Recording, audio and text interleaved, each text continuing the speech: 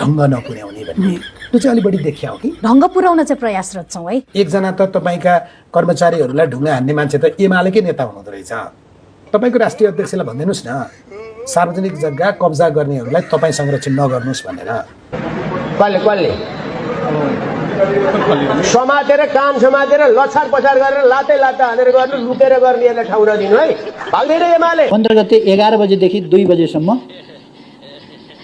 काठमाडौँमा नेकपा एमालेको नियन्त्रण हुनुपर्दछ। साथीहरूलाई भन्छु ठाउँका ठाउँ दिनु परेको बिहोर छ ठाउँका ठाउँ दिनु।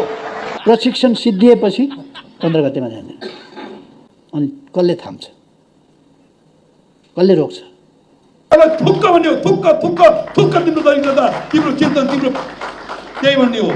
बालेन्द्र शाहले भने मान्नुहुन्न होला, तपाईँले भने त मान्नुहुन्छ होला नि। यो कुन चाहिँ पार्टीको व्यक्ति हो भनेर हेर्न जानुभयो भने तपाईँले अहिले नेकपा एमाले भनिराख्नु भएको छ नि, सदस्यता एकचोटि खोजौँ न।